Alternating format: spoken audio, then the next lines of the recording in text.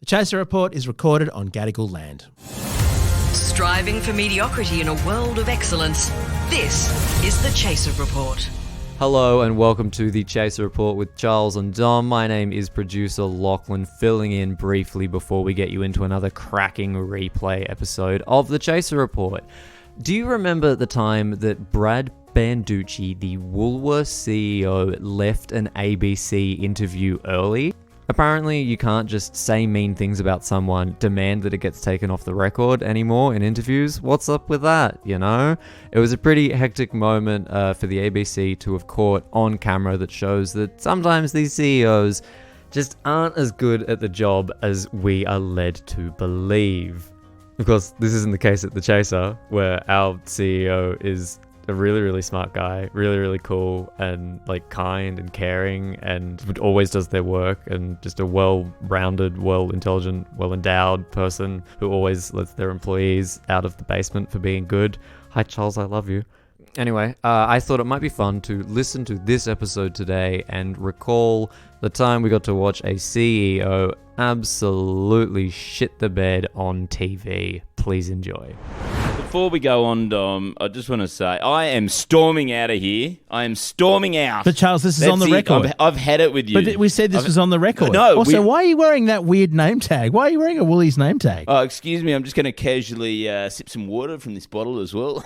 Oh, see, I'm just a man of the people. Yeah, and you're wearing a Woolies crew polo shirt. Do you expect me to believe that the CEO of Woolworths wears the thing that someone like a Woolies Metro would wear when they're stacking the shelves? Yeah, well, when you're just pulling in $7 million a year, Dom, you're just one of the workers. You're just one of them. This is a satirical technique where we pretend that one of us, Charles in this case, is Brad Banducci, CEO of Woolworths. And I must say, the person who tweeted, I think it was yesterday or the day before, Brad Banducci to resign to spend more time with his family in 5, 4, 3. Yeah, absolutely nailed it. He was a goner. Let's have a listen to the audio before we go any further, because this is timeless stuff. His words are that retired, by the way.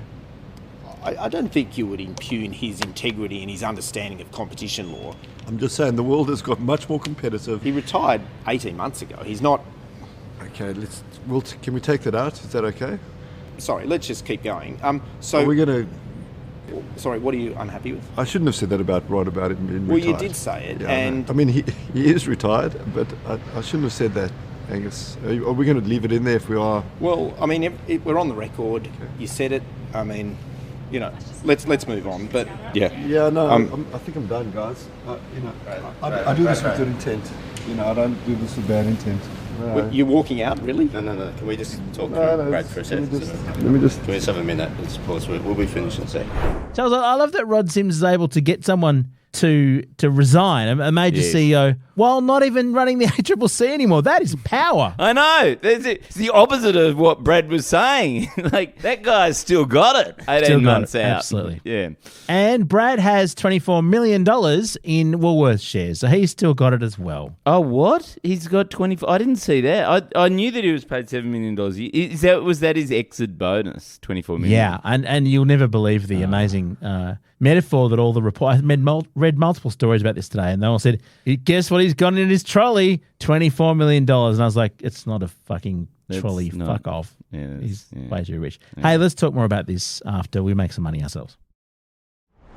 Okay, so I'm really regretting not talking about this story yesterday on yesterday's podcast. We would have looked so prescient, wouldn't we? Yes, because I was saying to people yesterday, I was one of the people who was predicting it. It was like, he's going to be gone by the end of the week. And we are like... I hate it when my predictions don't go on record early enough. But I'm counting this one. When you look at the footage, I mean, I must say, my initial thought was, this is not a person who is good at this job. No, exactly. So the thing is that a CEO of a fucking duopoly has one job. He has one fucking job, which is to maintain the social license, to appear like this nice guy who isn't going to fuck you over. Because he's just in a polo shirt and he's got a name tag on because he's just one of the guys. So you can see how his PR team sort of went, okay, we'll make you look like just one of the guys and you can be all friendly and things like that. But from the word go in the interview, he was like argumentative. Like, I think it's sort of one of those things where you sort of think of a CEO as calculating enough to be able to go, okay, well, actually, I'm going to just, box the ABC journalist in as being argumentative, and my strategy is going to go on the attack, make him look like he's just doing a hatchet job on us, and that's how I'll get through. But actually, you sort of look at it and you go, no, I don't even think that was the strategy. I think he just literally lost control. He just... Yeah. And probably, actually, he's been in meetings his whole life. He's probably failed upwards across his entire career. Being a white man, that's what you tend to do. And he's got to the point where whenever he gets a bit, sick of meetings or, grumpy or, he's having a bad day because the golf didn't go quite his way, on the front nine or whatever, he just goes, I'm storming out of here. And that works in a corporate environment where, there's no you're the boss. accountability. Everyone worships you. But Charles, I imagine he's part of the problem. Like, can you imagine the pricing reviews at Woolies going through and probably the underlings very gently saying, look, Brad, people are kind of doing it a bit tough. Could we maybe just reduce the margins just a little bit? Like, just we'll look good if we, I don't know, if we just make only a couple of billion instead of many $1 billion in terms of our bottom line. And he's going, no, get out of here. And you're like, you're not saving the punter a cent. Yeah. But Charles, this is the thing I wanted to mention. So strangely enough, you're doing the Wankonomics tour at the moment, right? You're in Adelaide selling a lot of tickets. You're doing corporate language. It's a guide to how to be in the corporate world. We're teaching people how to speak in corporate speak, how to make their communication less clear and more incomprehensible. I mean, have you had to change your materials to cover this? Because what he needed, perhaps he should come and see the show, he needed platitudes. He needed nothingness. He sort of needed to be able to say nothing. Well, he could have said, look, we're very concerned. We'll get back to you. We'll circle back. Yes. We'll commission a report. Yes. I've got my best people looking at this. Let's put a pin in that. Let's put a pin in this. Yeah. It's circumstances beyond our control. Yeah. There's externalities. Don't you hate it when externalities make things impossible to solve? And I hear you. I hear you. Yeah. I know where you're coming from. Who do you want me to sack? Like, that's what you can say. You can put it back onto the person. I could bring prices down. Which of our people do you want me to make redundant? Yeah, no, exactly. Yeah, put it back on the ABC journalist. Okay, exactly. Who do you want me to sack? Yeah, because I can. If you want me to make less money for our shareholders, who are ordinary Australian super funds, I can just sack people. But here's the thing you might not know about me, Charles. In an earlier life, more than half my life ago now, I worked as a management consultant at Woolworths.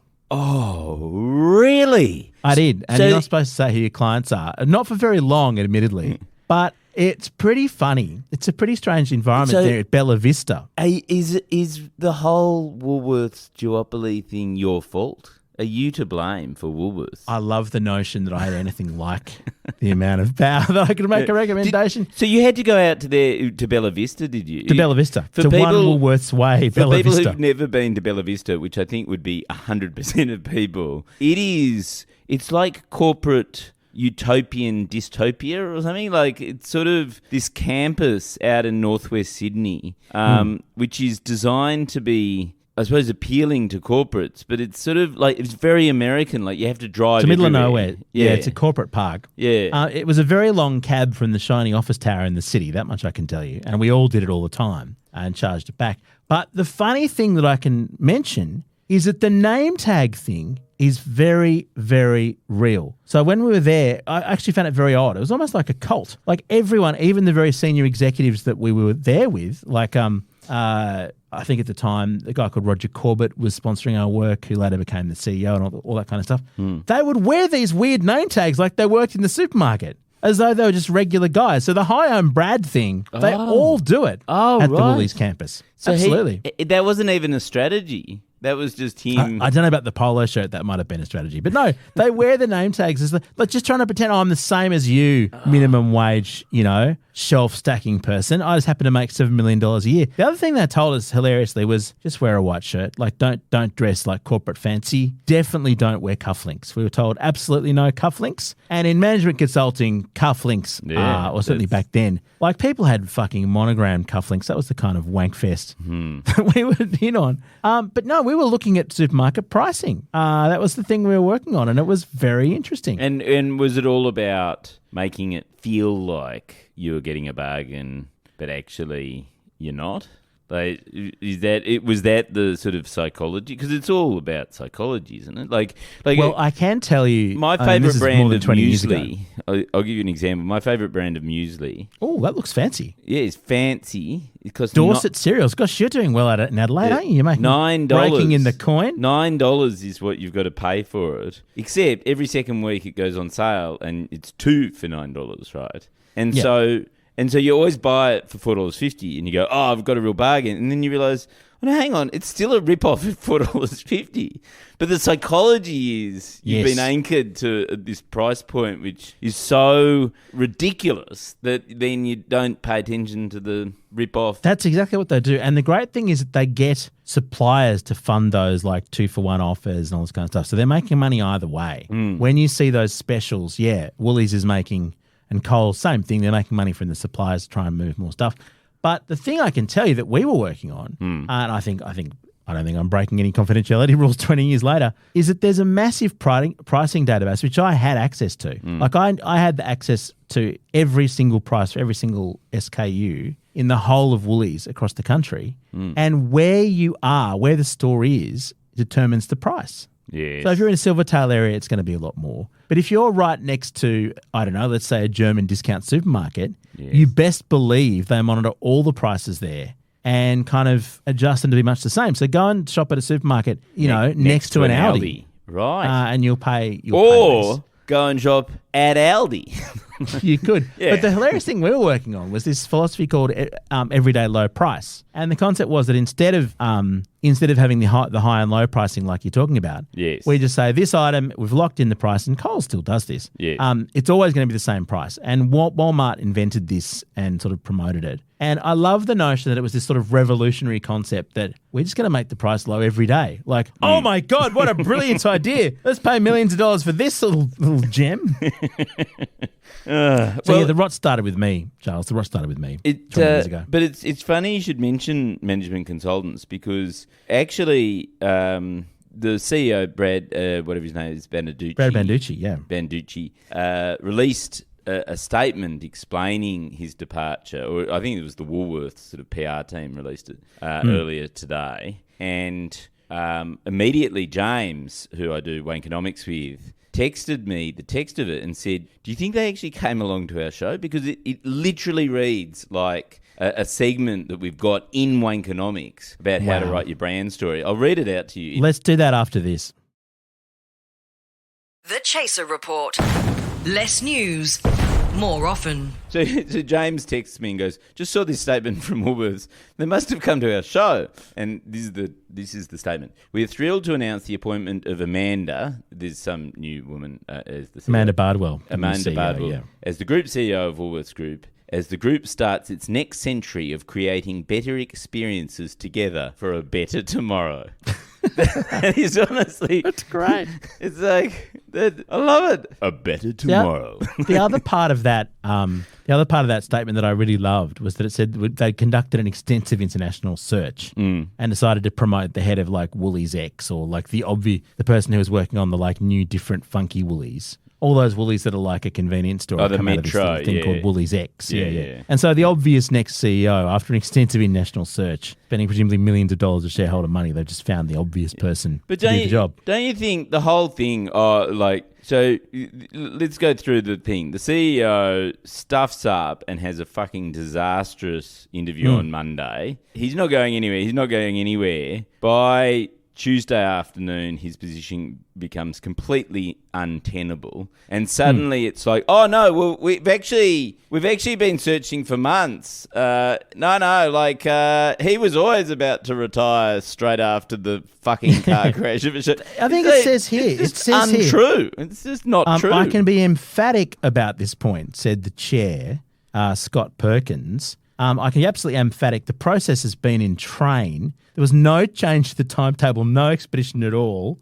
It was always, and the external factors didn't have anything to do with it. How extraordinary that you can come out and say that. But I suppose the point is, if you are as powerful as Woolworths, if you can literally just price your price at whatever you want and just price gouge the entire Australia, of course you can also lie to your shareholders. Like, it's just part and parcel of what you are. That's why the CEO stormed out of that interview, because he was being held to account. That is not part of what being in Woolworths is about. Well, Charles, unless, and this is my theory about it, unless the CEO rang up and said, mate, not great, not a great interview there with Four Corners. The chair. Let's chat about it. Yeah, Scott Perkins rang and said, Brad, we've got to do some brand management. And Brad just went, no, I'm out of here. That's right. Exactly. How dare you? This is off the record. Yeah. But the thing is, what I don't understand is, because I think part of the whole thing was like he wanted to take something off the record that he'd said on camera.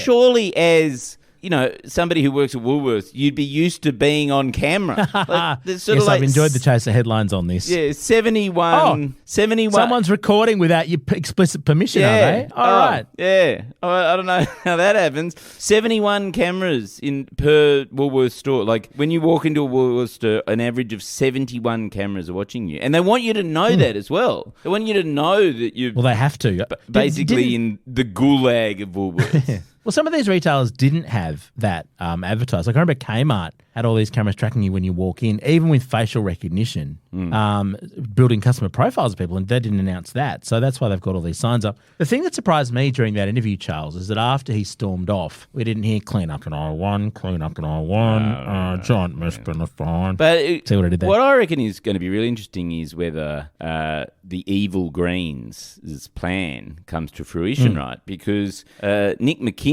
who's the Greens senator who's in charge of this part of, their didn't he come on the show and take a swing at them not long ago? Yeah, quite a while ago. Friend of the show, Nick McKim. He tweeted today that this was actually all part of their plan. And the Greens plan? Yes, and that getting this Senate inquiry into the cost of living and stuff was actually the first step in corroding the social licence of the duopoly that is Coles and Woolworths, right? And that, the next step is obviously to start breaking up that market power by, getting them to sell off part of their stores and actually meaning that they don't have this enormous stranglehold over the supply of groceries to Australia. Gosh, I wonder where the Greens got the idea of breaking up a cosy duopoly of two entrenched groups that don't need to work very hard anymore. It's strange, don't you? Wonder whether they do that. Yeah. But how are they going to do that? Are they going to start a supermarket chain? Are we going to get Bantmart? Well, wasn't Franklin started by Whitlam? I'm pretty sure that was it really? That was a Whitlam era. I don't know whether it was started. Certainly, it came in under a sort of Whitlam era set of market reforms. So, the obvious thing to do is to literally break it up, because part of the problem, as you said, is that they own 67% of the consumer market. But actually, just as big a problem is the fact that if you're a supplier, you are basically at the mercy of these, if you're a farmer or any sort of wholesaler, you're at the mercy of Coles and Woolworths. And the only way you can deal with that is to actually split them into five and go, actually, we're going to have proper competition, so that, because it's not so much a monopoly that's the problem, it's the monopsony, if you want to get into technical. Is that a word? Yes, monopsony. When you've got that sounds like a marriage where lots of people are involved. It's when a monopsony is is when there is a single buyer rather than a single seller. Oh, Medicare. Yeah, and Or the PBS. a single buyer has enormous power over their hope so. suppliers because you're the only person buying or the only organisation buying. So that's why, breaking it up. And Nick McKim's going, okay, step 2, let's do it. Well, Charles, this just makes me think it's time at last to put our money where our mouth is Oh, yeah. and launch a supermarket Yes, chain. I've always wanted If we to. could do something Yes. really nimble, something Yes. very technology-based, maybe just cut out, maybe don't even have retail supermarkets at all. no. Just really innovate, maybe build some little warehouses close to where people live Yes. and just get stuff delivered, I don't know, on an electric bike or something. Yep. Get a whole bunch of people to come over and we pay them proper wages and insurance and stuff. Yep. And they just order on an app. It'd be very, very quick. Yep.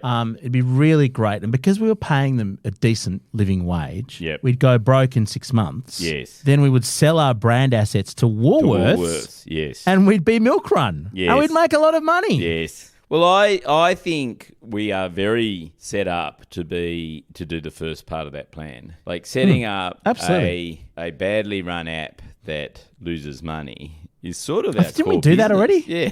Oh, we had a chaser app at one point. That was a lot of fun. It actually worked quite well. Just lost a lot of money. Well, that's a good idea. The other thing that they've started to do now, and I just was reading about this the other day, is that the private label thing, where they have a suite of their own brands and you can't tell which ones are made by Coles and Woolies. So they've started competing against, for instance, manufacturers of spirits. By Yes. producing their own gins and vodkas and whatever. You can't tell who it's from. Well, that And they was own in the that whole was in the Four process. Corners. That was in the Four Corners. Oh, there you go. Yeah. That, and I also discovered, shockingly, that Australia's sort of number 1 or 2 retailer or brand in every single category now is Anko, the Kmart house brand. Yes. Presumably Woolies and Coles will do the same thing, so that you can't even have an independent business anymore. You just have to supply the Woolies and Coles duopoly. I do love the fact that, like, if you go to Italy, the top brand there is like, is it Versace? What are Italian brands?